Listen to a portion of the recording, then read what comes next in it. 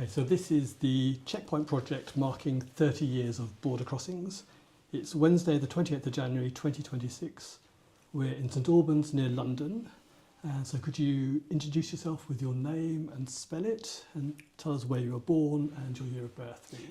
My name is John Cobb, John-C-O-B-B. I was born in Malton, North Yorkshire on the 3rd of the 1st, 1970. And could you give a bit of a description of yourself for someone who is listening rather than watching this? I suppose I'm a sort of late middle-aged white bloke with 5'8", blue eyes, stubbly beard, and with a receding hairline. Lovely, thanks. So we're here to talk a bit about border crossings. And could you start off just telling me a little bit about how you first got involved in it? Well, I suppose it started off with how I got into photography in the first place, because my role in border crossings was in the outset it was photography, and now it's moved into filmmaking as well. So how did I get into photography? Well, it started off with a broken film camera that my father gave me when I was about 16 years old. And he was more interested in the film than he was in the camera. And I said, I'll take it to the school darkroom and see if I can solve your, get some, important family pictures and develop them. So I went into the darkroom and there I, discovered the magic of the darkroom and developing my own pictures. And also the camera itself was this kind of wonderful post-war Minolta SLR that I think my dad had got in Singapore. So I loved the camera. I loved developing these black and white pictures. And so that was my initial love of, that's where I first started with photography. And then I built my own enlarger using the broken, with the lens of the camera. And then did my A-levels, went travelling. Again, a camera was with me at all times.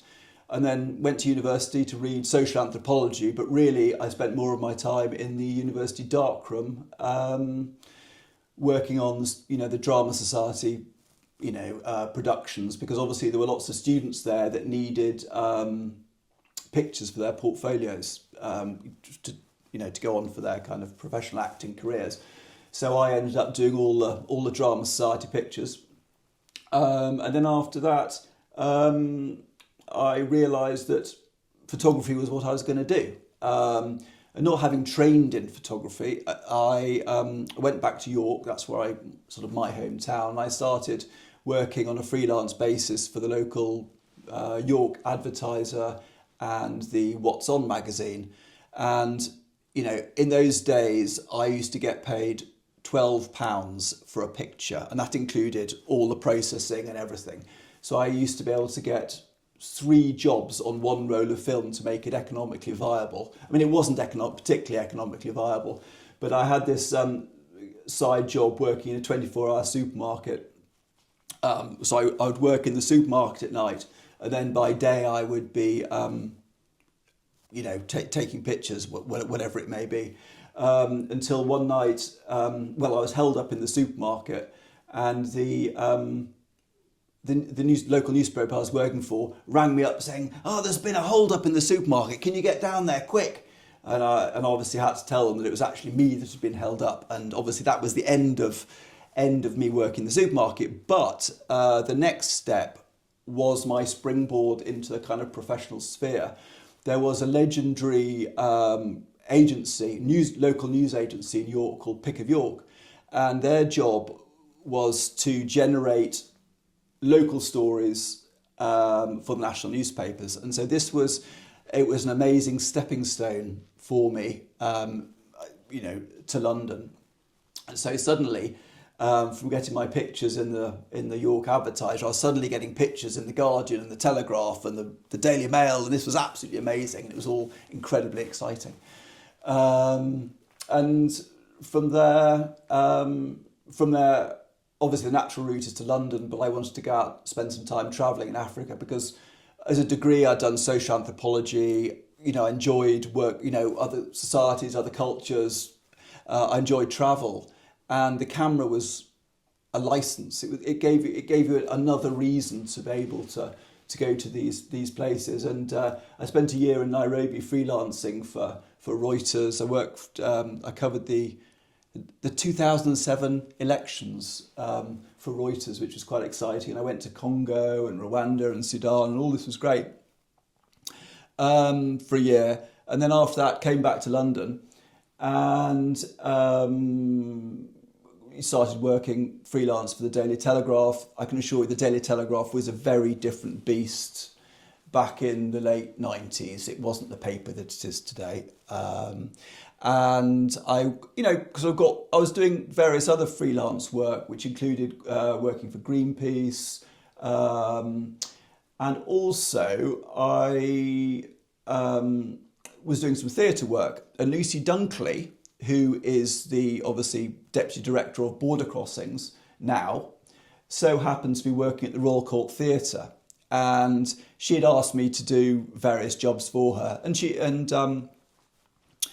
that was all fine, and that was great. So for the next few years, I was working for a whole range of clients until 2015, which was that was the first time I worked for Border Crossings. Lucy, out of the blue, said, we've got a festival coming up. We need someone to cover it. Would you be interested? And I thought, yeah, that's absolutely fine. That's totally up my street. Covering festivals, events, news. I come from a kind of a documentary journalist background, so I guess that was my first introduction to Border Crossings. And then, what was the first piece you got involved in? What was the first project? Well, the first project was actually the Origins Festival, the 2015 Origins Festival, which was really special.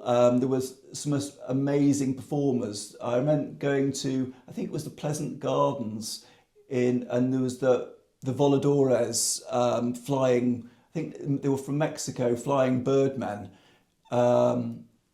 Sort of flying around this 15-metre pole, which was absolutely magical. And then there was an evening, an Australian evening in the British Museum. And when that was happening, give me a description, sort of bring me into the space, what you were doing there, what was happening. Well,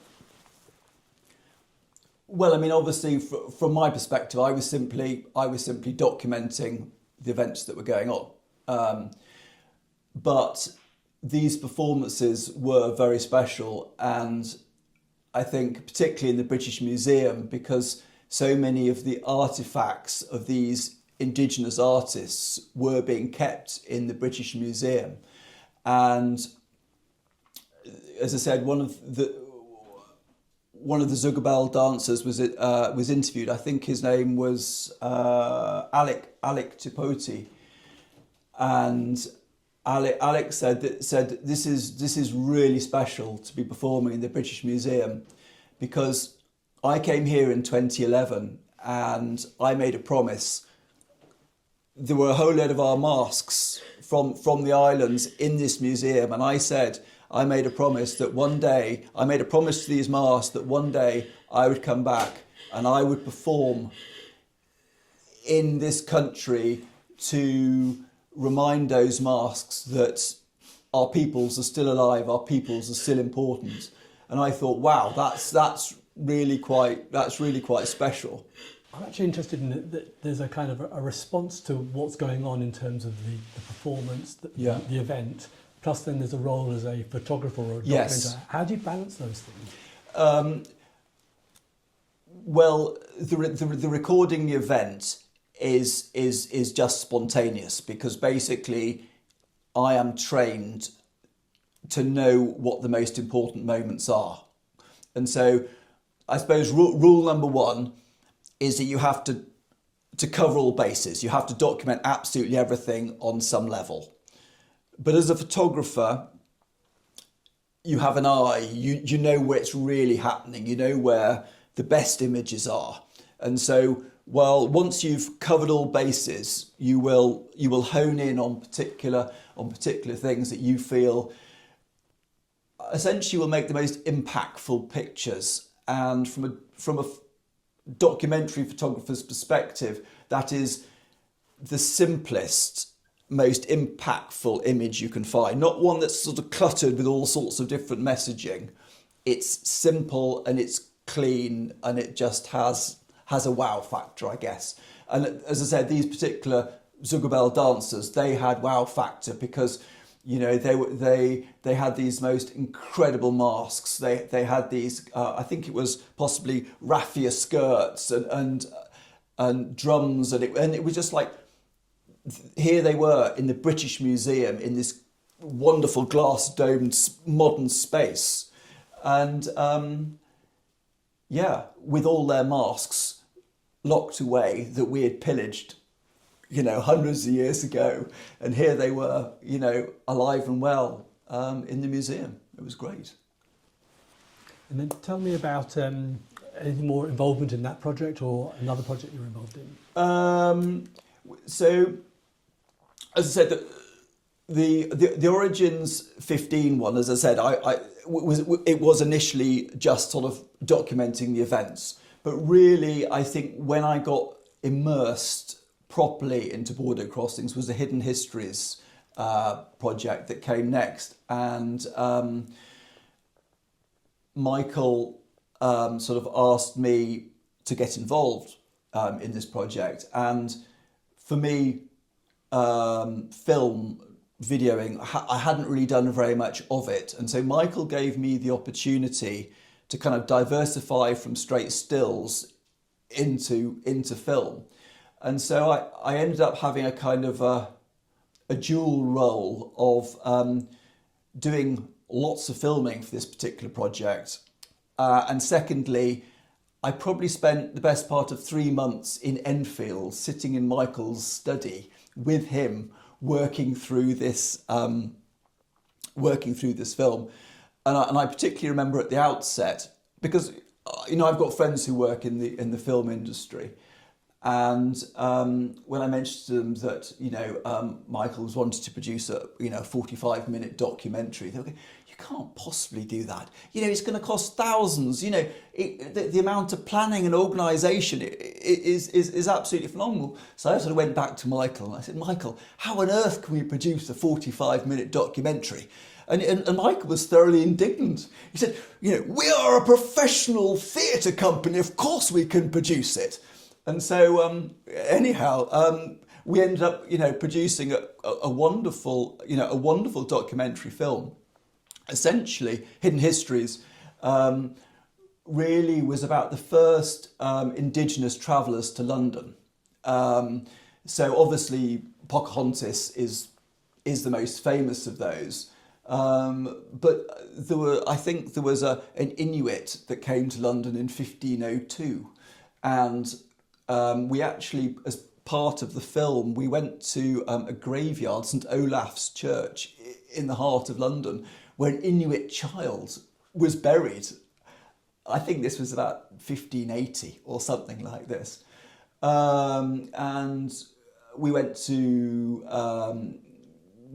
Gravesend. Obviously, that's where Pocahontas died, and you know, there's a wonderful statue to her, you know, on the banks there, so basically, this was a kind of an incredible kind of immersion into sort of I suppose kind of border crossings and what it represented. You know, the importance of other societies, Indigenous cultures, but also the way that Michael operated as a theatre director. It was quite unique, in fact, because I'd been used to, before Border Crossings, working in a very structured way, in terms of I got given a very tight brief, you have to go and do this. What I soon realised with Michael is Michael had an amazing idea, and he knew where he wanted to get to at the end of the project, but a lot of the sort of content to it was sort of gathered along the way, and the final result wasn't known until he had received all the content in, as it were. So it was an incredible journey and an incredible sort of learning curve for me to see, because if you consider with Hidden Histories, there really isn't much content, there isn't much material. We were working with, historical photographs, we were working with oral tradition, we were working with all these sorts of things that Michael was able to weave together in an incredible tapestry to make a wonderful film. So it started off with the first Indigenous travellers, and then it moved through, and we interviewed various kind of Indigenous people that still live in London. I mean, there was a chap called Benny Wender who was a political refugee from Papua New Guinea, who apparently told me his story about how he had to escape from prison, and otherwise he'd have probably been dead, and ended up making his way here. So Hidden Histories was a really, really great project.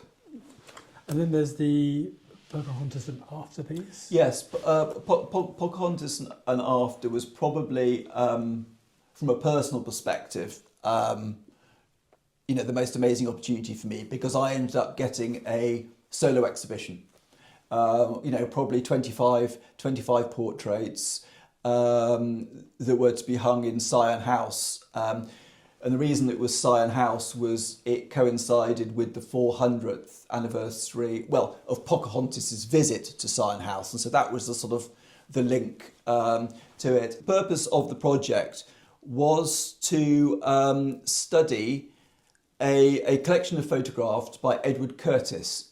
He was an American photographer operating in the late 19th, early 20th century, and his focus was on Native Americans, and he believed, Edward Curtis believed, that they were a dying race, and that he was kind of creating the biggest archive, the biggest legacy of these people.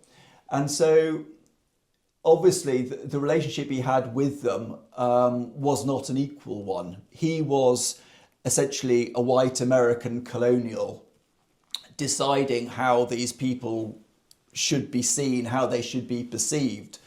And so often he would sort of set up rig pictures, that weren't even real. For example, if he believed that they should be wearing a fur, he would kind of adorn them with a fur or put a particular kind of fishing implement in their hand if he felt that was appropriate. And so really, and what was particular, and so therefore he also paid his subjects. So it was a very, very unequal relationship. But what this project was about involving school children, students, volunteers, to study the works of Edward Curtis and interpret them in their own way. So, for example, a child may choose a particular picture that appeals to them, and they essentially create a portrait of themselves as a reflection of the image they've chosen. So to create a diptych. So in this exhibition, there would be an Edward Curtis picture on the wall, and next to them, there would be a picture of the child or the volunteer kind of interpreting that image. There were 2 or 3 images to me that stand out. Sorry, I'll just check my notes. Yes, there was a 9-year-old boy called Jokafat Biombo, and he was really taken by a Zuni bread maker, essentially because his grandmother was from the Congo, and this reminded Josaphat of his grandmother making bread in a traditional sort of way. And so what we did was, in terms of the project itself, I would go to a school, and there were various students that involved in the project, and I would work with the pupils to kind of realise their plan, in a sense, sort of help them to kind of create the image. So for example, Josaphat turned up with some bread dough, a board, and a rolling pin, and a most, you know, a wonderful kind of African shirt on, and so obviously I could see that all the ingredients for an amazing picture were there. So I remember we set him up in the corner of the playground. We actually set him up on I think an old table, because it felt like a kind of a space that you can imagine that might have been, and the backdrop was an old school wooden shed, and so we created this really atmospheric picture of Josaphat that made the exhibition. And it was such a wonderful image. He was so kind of engrossed and involved. And I remember he was so excited because he turned up, I think, with his parents to this exhibition. And this lad, he was just like, he was over the moon to be involved. That was absolutely great. Another one that stood out to me was Sani, which I think he's been also filmed in this series. I think he's from Samoa. He's a kind of a musical theatre person, and there was an image again, an Edward Curtis image of someone wearing a big mask and a raffia skirt, and so Sani turned up in a raffia skirt with a fly whisk, with a most amazing beaded necklace. And I just thought, and oh yes, and he was wearing his father's Yves Saint Laurent wedding jacket as well. And so I just saw this, and I'd sort of set up the studio with this amazing black backdrop and lights, and I thought, wow, this is just gonna make the most amazing image. This guy looks so incredible, and that image, I mean, it proved to be the kind of, I think it was the image, and it was the kind of cover image on the whole publication.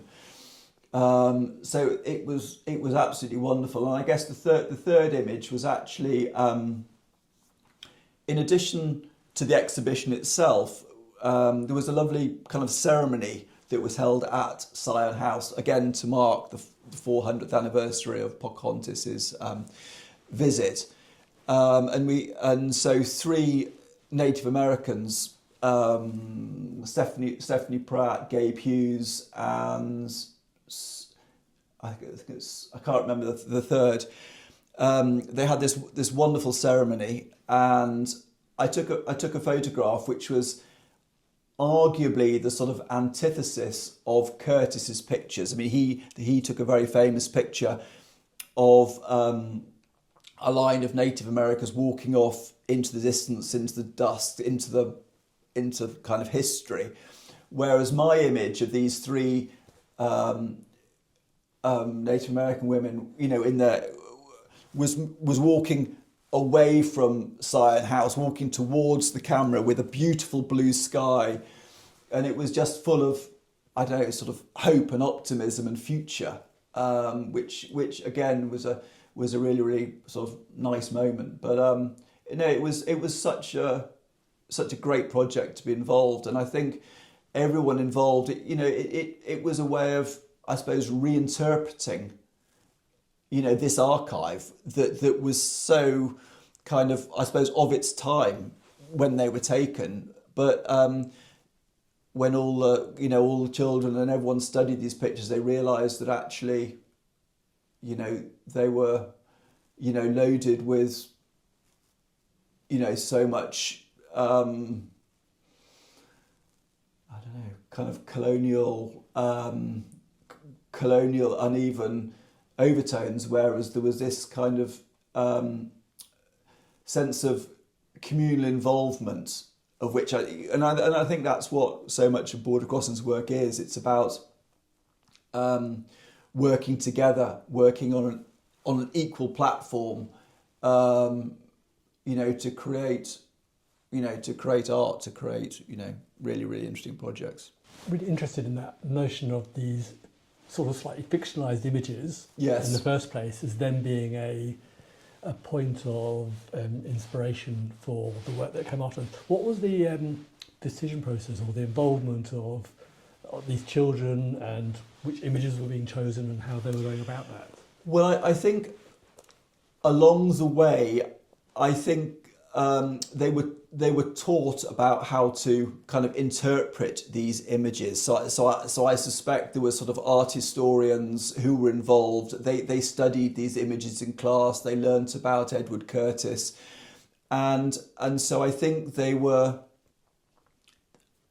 kind of enlightened. I guess they're sort of enlightened on some way about how to read more into these images than just looking at them.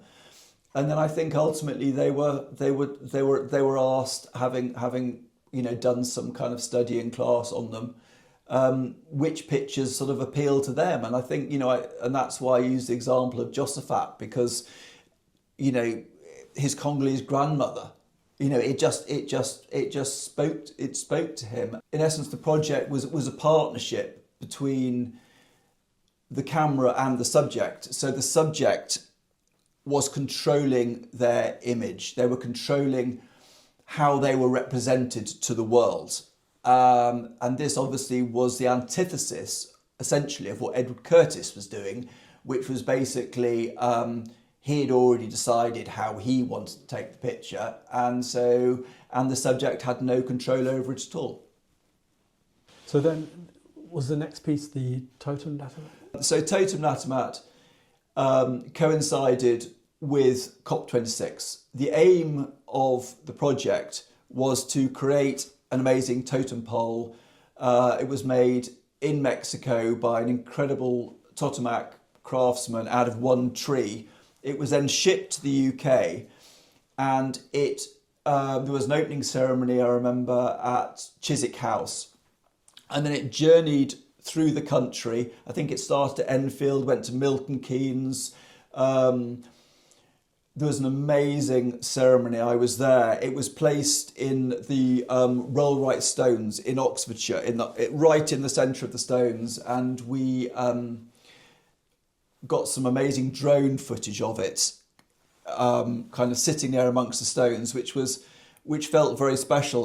This totem pole, this message from Mexico about the environmental crisis. Here it was sitting amongst these Neolithic stones in a field in Oxfordshire, was quite incredible. And then I think it went on up to Manchester Museum, to Alnwick, and then eventually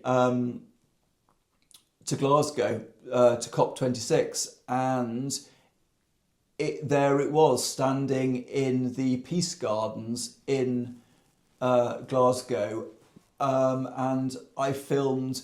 There was a fire ceremony with all sorts of Indigenous people, and there was an incredible festival ceremony with the totem in the corner, and it just I think it really felt you were part of something, that here we were part of this movement, because there is nothing more important than the environment, and the degradation of the environment probably is our greatest threat, and one that we are ignoring.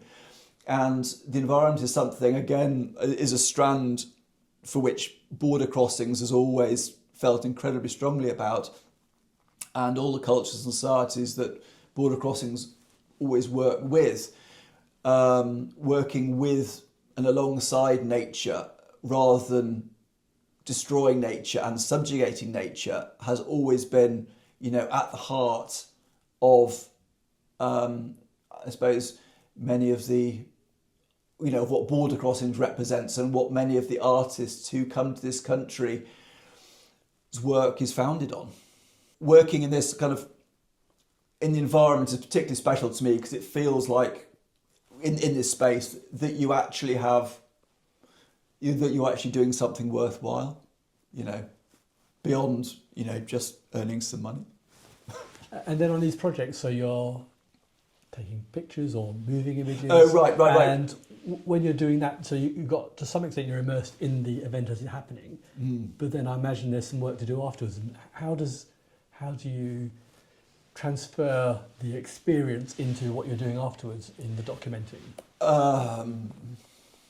Well, actually working with Michael is quite challenging. I think I said earlier that I think with Michael you wear many hats, and often I've got a film camera and a stills camera around my neck simultaneously, and that makes my life much harder, because there are times that I'm almost like a kind of gunslinger with a video camera in one hand and a stills camera in the other, because that there is one important moment that you've got to document, and so basically, you just have to sort of hone it down, but it's also a filter process as well, because that you can't document everything, but what you need to capture to make things work. Because if I had all the time in the world, I would there'd be more than one of me.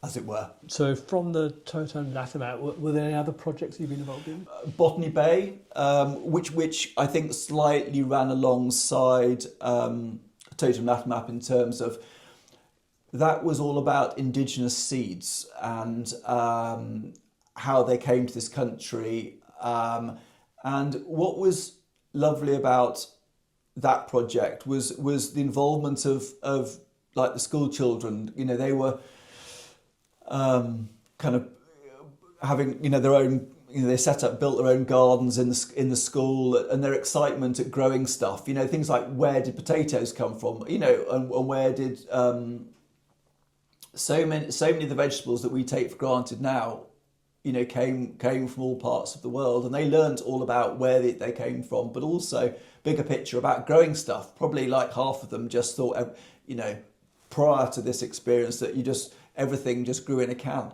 and they just went and bought it. So that was really nice, but also it was important because it was about kind of impact, of kind of the outreach work the boarding crossings does. It's not just kind of in the theatre space. It's also working in the community, with children, with students, so that they can learn about this important stuff and hopefully impart it to others. Just another thing I'm noticing, you were talking about the impact that some of these projects were having on students or audiences. Yeah. Is there anything more you want to say about that? Yes, I think Border Crossings does have impact. I think it is a space which is increasingly rare in the world, whereby people can learn about other societies and realise that they have an important voice, that they matter, and it feels like on a kind of equal footing. And I think this is what for example, what the Origins Festival is all around. It's about celebrating diversity. It's about allowing everyone to come together, to communicate together, to share, and then and produce sort of amazing performances. And I think so much of for example, all the kind of Native Americans and the various people that I have spoken to over the years, it's all about getting their voice out there. It's important, even though they're on the margins. Border Crossings is still giving them a platform. It's giving them a space. Again, I think working in schools, the curriculum now is so limited that the work, when Michael comes into schools with artists, with various projects, all the children are so excited to be involved in these projects because it's something different. They're able to, they're creating things, they're making things. And they're learning about things. I mean, going back to the Pocahontas project, all the children that were involved in the project, really, really enjoyed it, and they learned so much. And Border Crossings is an increasingly rare space. What impact do you feel it has on you? Because there's a lot of things that you've touched upon that seem quite personal. I suppose on a professional level, Border Crossings and Michael, I suppose initially gave me the opportunity to work in film. Prior to that, I was a stills photographer. Michael said, here's a video camera. Oh yes. Oh, I forgot to mention, when we started on the Hidden Histories project, Border Crossings paid for a short editing course at the City Lit. So I went for a week to learn about editing. So I very quickly kind of was thrown in the deep end and picked up a film camera. And now, thanks to Michael, thanks to the opportunity that it gave me, I'd like to think pretty competent at filmmaking, and actually I do far more filmmaking now than I do photography. So actually, thank you, Michael, for that. But also, I guess it's not only that, but also it's ways of working. It's I think, working outside the box, not working within such tight kind of frameworks, and slightly flying by the seat of your pants. I mean, sometimes it's slightly frustrating because Michael likes to work in a fairly organic way, and in terms of see what the situation reveals. Sometimes as a filmmaker, as a videographer, it's very hard to record that because you don't know when the reveal is going to be. And so it can be challenging, but also very rewarding. It's making me think it's almost like is there a narrative or isn't there a narrative? Two different approaches in the way you set out with that. Yes, yeah. No, I guess with Border Crossings, you know there is a narrative somewhere, but sometimes you have to sort of unearth it. And I can see that often those surprises are possibly the real jewels, rather than taking a particular predictable path where you know from the outset. So, for example, if I'm making a film now, I will work quite hard on setting up the questions, unlike this particular interview. And so you already know what answers you're wanting. Whereas with Border Crossings, there